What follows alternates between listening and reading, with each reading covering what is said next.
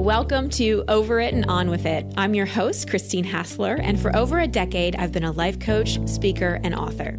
Each week, you'll hear me work directly with a caller as I coach them through a goal they want to accomplish or an obstacle they may be facing. I'll provide a blend of practical and spiritual advice, as well as tangible actions you can apply to your own life. Now, let's get on with the episode.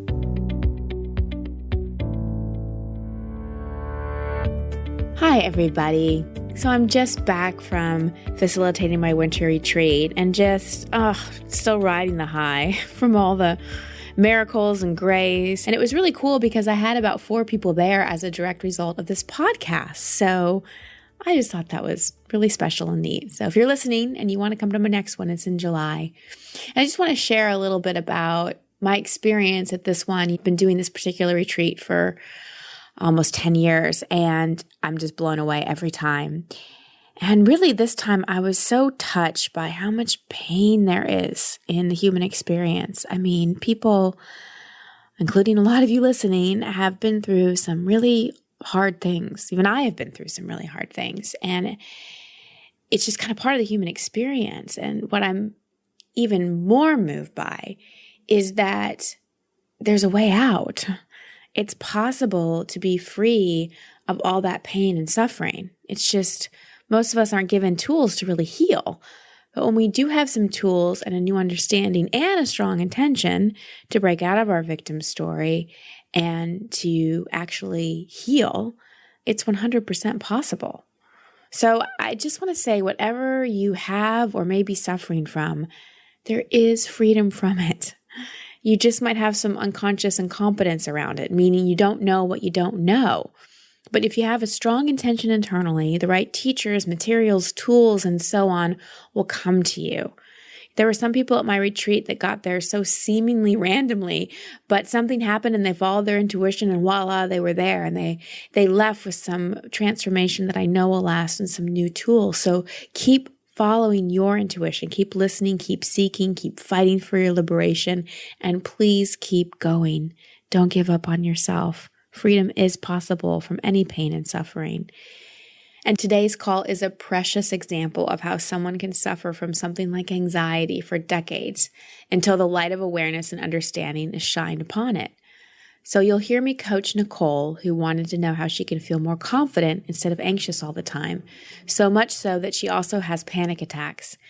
We made a beautiful discovery together that I hope helps you connect some puzzle pieces in your own life. You see, most things that we suffer from in the present, like anxiety, fear, confusion, heartache, rejection, the list goes on, come from something in our past. And getting to the core of a triggering event from your past and doing the healing work that wasn't available then, now, is one of the most powerful ways we evolve and transform. So as you're listening to this call with Nicole, consider, do you suffer from anxiety? Is there something you'd like to be really free of? Whenever you try anything new, does it come with a lot of fear? Do you prefer control over uncertainty? Is there something that happened to you in your past that intuitively you know is still impacting you, but you're not quite sure what to do about it? Consider these questions as we listen to my call with Nicole. Hi, Nicole, calling us from New Zealand, which I love. What's your question? My question is, I guess, how do I find that self-confidence when you have so much self-doubt? Mm-hmm. And I have anxiety and I'm just trying to work my way through it and I guess find my purpose and connection to the world. What does your anxiety sound like? What do you get anxious about? Everything. Mm-hmm. It's sort of been going since I was about 8. And it's in the form of a panic disorder. So I have panic attacks. Mm-hmm. And it sort of over time just made my world smaller and smaller and smaller. And I just sort of felt safe in less and less situations. And I'm just trying to kind of broaden that safety zone again and feel safe in myself and trust in myself and feel that I can handle it and I don't need to be dependent on other people to help deal with the situations. That's a beautiful intention, and that's incredibly possible for you. First, we have to look at the purpose the anxiety serves, though, because until we're clear on what the anxiety and panic is doing for you? Because I understand that you get the costs of anxiety and panic. You never Yeah. feel peaceful. You always worry. It's hard to do things. You don't feel confident. Hmm. But how do you think, like, if the anxiety and panic was an angel in your life, Mm. how is it an angel? I definitely use it as a form of protection. I guess it's like better to be safe than sorry. It's kind of like a warning in a sense. I think I would feel lost without it. Mm-hmm. Yeah. Protection from what? I don't know if it's as simple as getting hurt or if yeah, it's a good question. Well, um, what started the panic attacks? When you said you were 8 years old, what yeah. happened? I broke my femur, my leg, and I don't know if it kind of came from that, like being in a situation where I have no control over anything, and like I have a fear of being put under like operations, Mm-hmm. and I think that caused a lot of anxiety. Yeah, it was a very scary situation for me. I hear you. Um, so I don't know if it was that sort of loss of control. Mm-hmm. So Yeah, let me ask you, just briefly tell me, how'd you break it?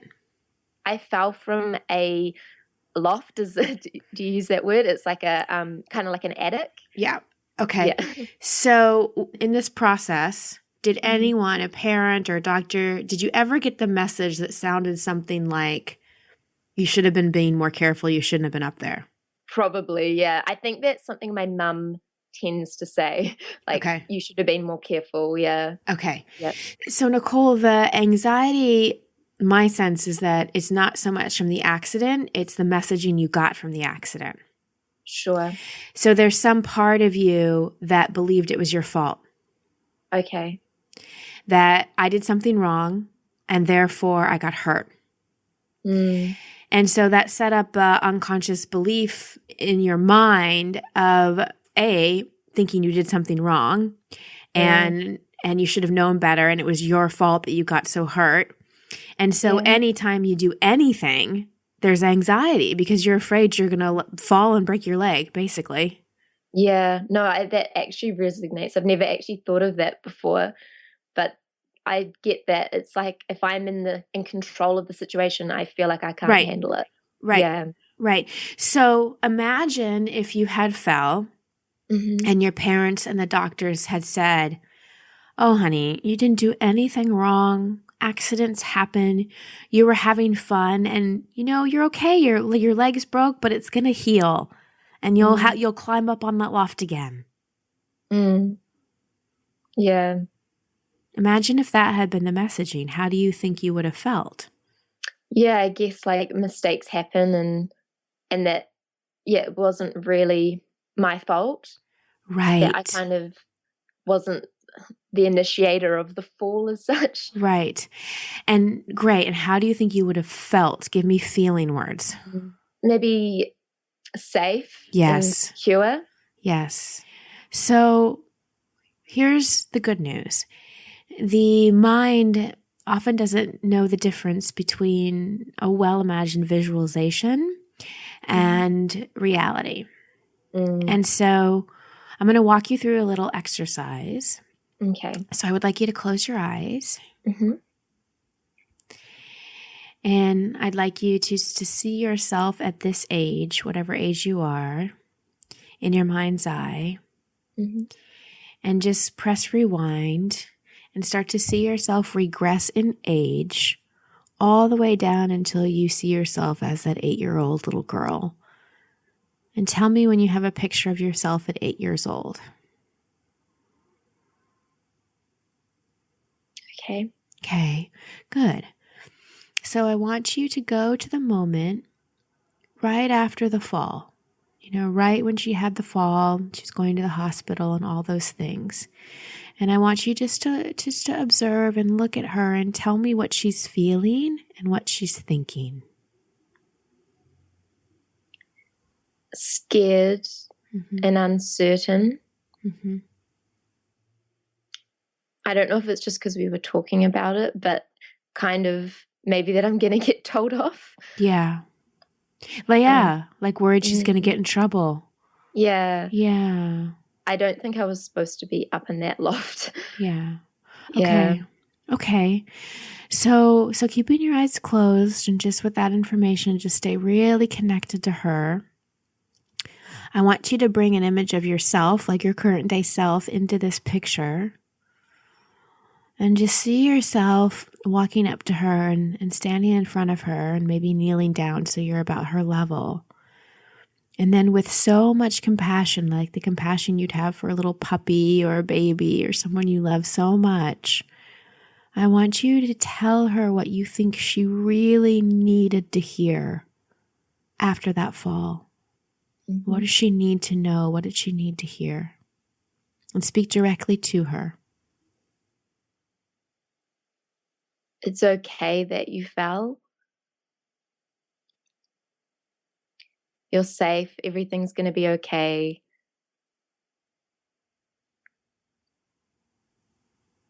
Mm-hmm.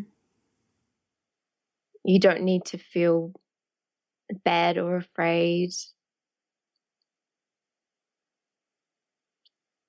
You didn't do anything wrong.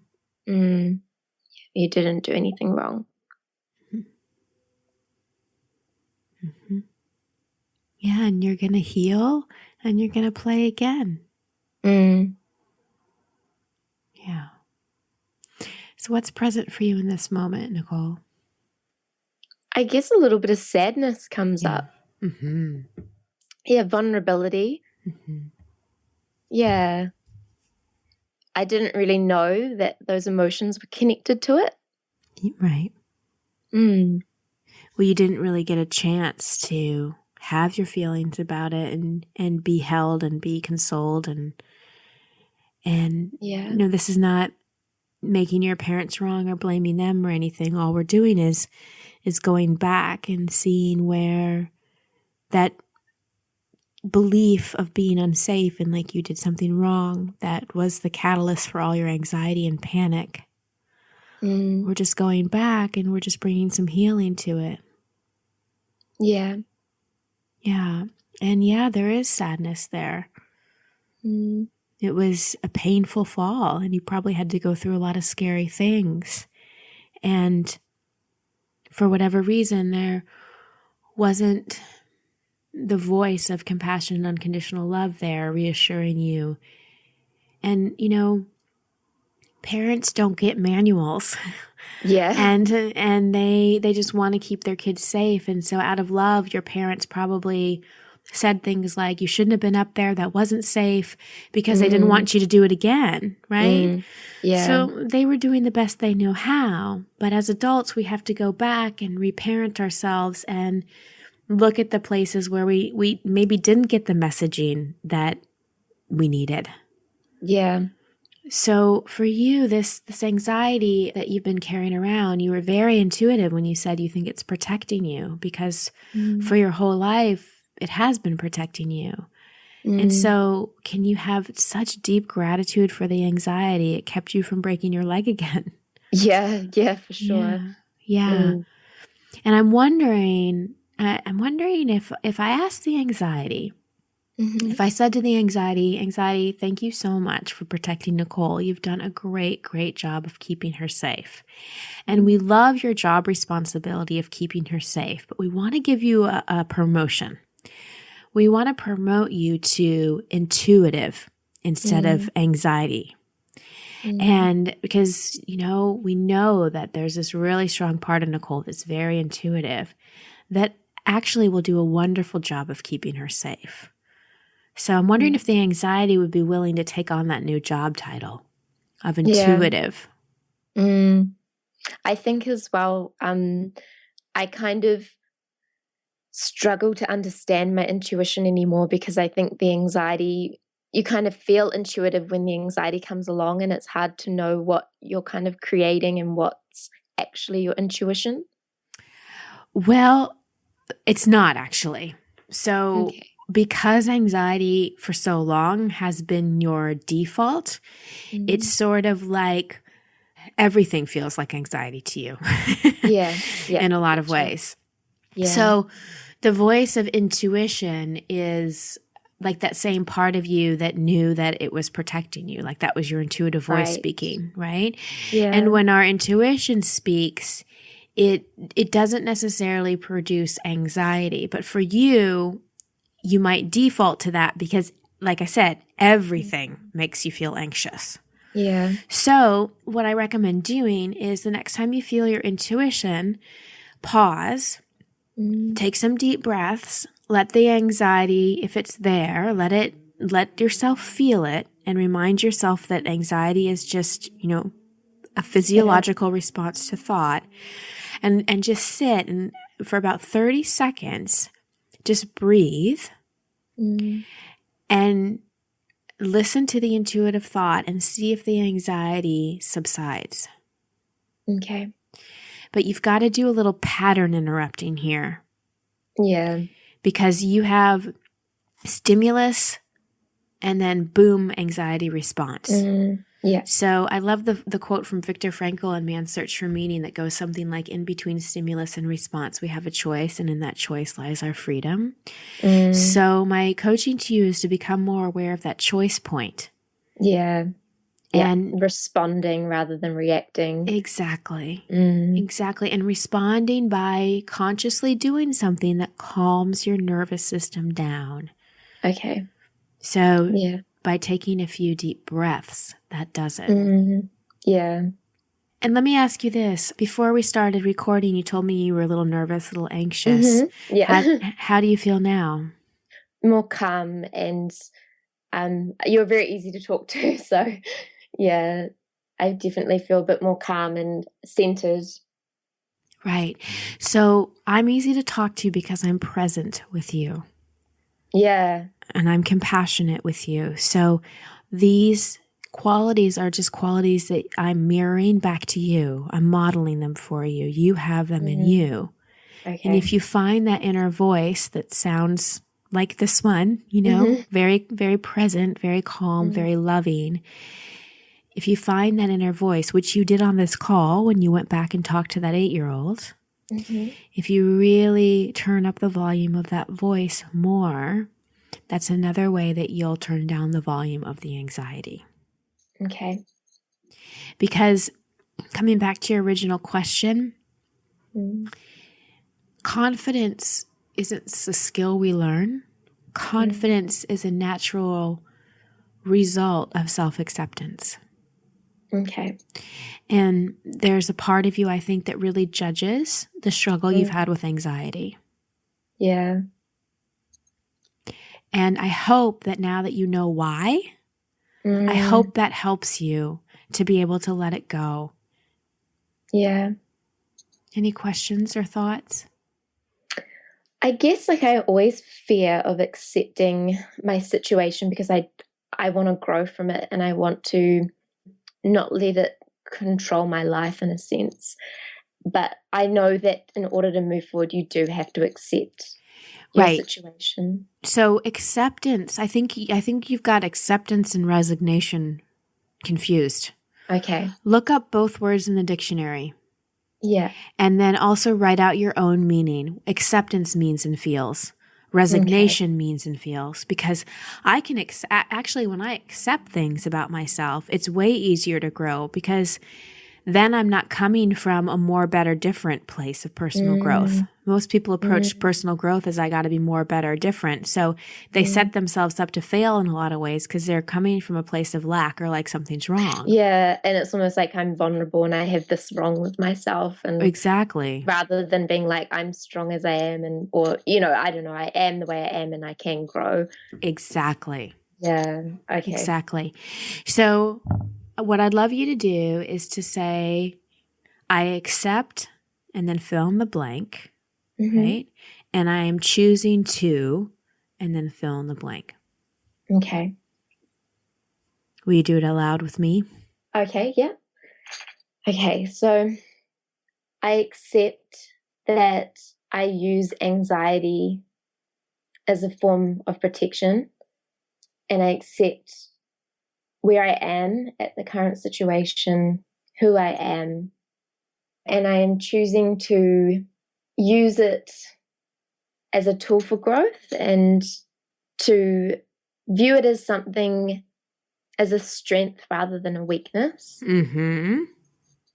and choosing to focus on how it can better me rather than why it sort of, I guess it's the same thing as a strength rather than a weakness. Looking at like the positive side of it, kind of like there is a lot of good in it. I Yeah. think it grounds me, and I think that it helps me to be compassionate, and it helps me to be aware of my surroundings and who I am. And I think it does make me a deeper thinker, and I think more connected, and I think it makes me able to be more powerful and able to, I don't know, have a deeper kind of life in a sense. Absolutely. Yeah, so I know there's definitely positive side to it. Yes. Yeah, so I am grateful for it. Yes. Awesome. Beautiful work, Nicole. Beautiful work. And really, like, also the final thing I'll say is keep connecting with that 8-year-old and Okay. help her have a different experience of this. Like you really didn't do anything wrong. It's okay to have fun. It's okay to trust yourself. You're safe. It's okay to make mistakes. Yes. Yeah. Okay. Yes, absolutely. Absolutely. Okay. Oh, so much light to you. Thank you, Christine. It was really lovely speaking to you. So such a sweet call. Just loved her and her accent. Really appreciated her thoughtfulness, and I'm so grateful we were able to connect some dots for her. So as you heard, when the fall happened, Nicole received a lot of messaging around it being her fault, not being careful enough, she shouldn't have been up there, so on and so forth. Now, I know that probably came from love. Her parents loved her so much and wanted to protect her. So they were saying, you shouldn't be up there. Be careful. Like, you shouldn't have done that, because they didn't want her to be in pain again. But even though it came from love, it went into her programming as fear. So that anything she did in the future came with so much anxiety because she didn't want to bring on more pain. So really, really consider this for a moment.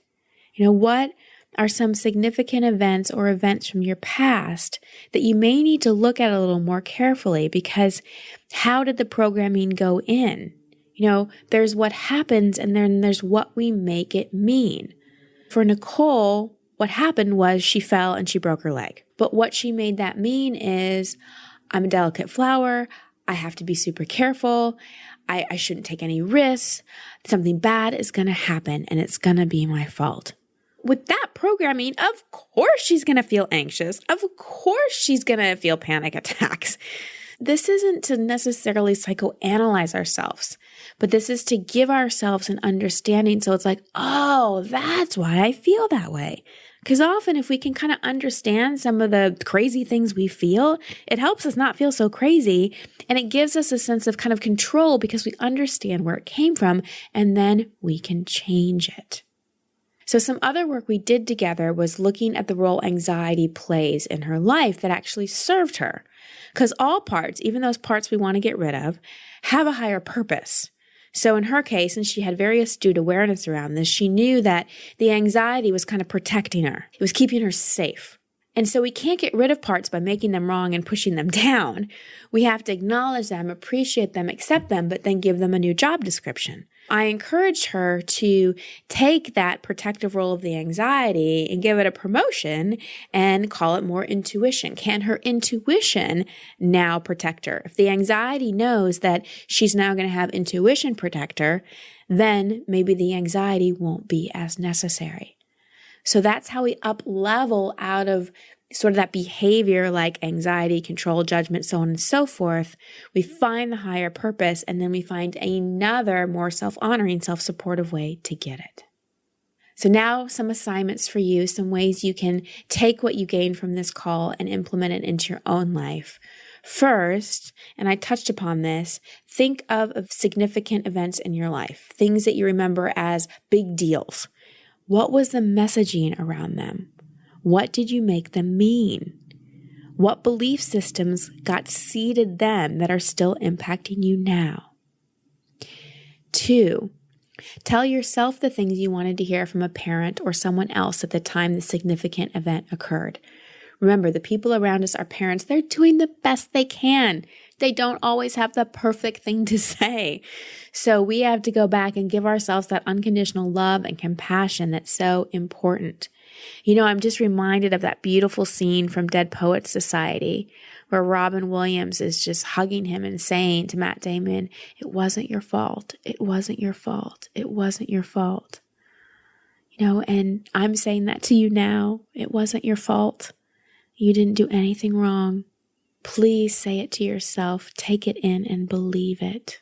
And finally, when it comes to ways of feeling or being that you want to change, like anxiety or clinging too much to control or judging, think about how they serve you. Give them a new job description. So I hope this call helped you. I hoped it maybe triggered some things that will help you put some puzzle pieces together so that you don't have to suffer. My mission really is to ease suffering so that everyone can step into their full potential. Everything I do, including this podcast, is an extension of that. So thank you for listening, and thank you for being part of this mission. Thank you for listening to Over It and On With It. I love hearing from you, so please post your comments or questions at christinehassler.com/podcast. That's also the place you can sign up to receive coaching from me in an upcoming episode. And if you love this show, please share it and subscribe in iTunes. You can find all my social media handles and sign up to be part of my community at christinehassler.com. Until next week, here's to getting over it and on with it. Much love and many blessings.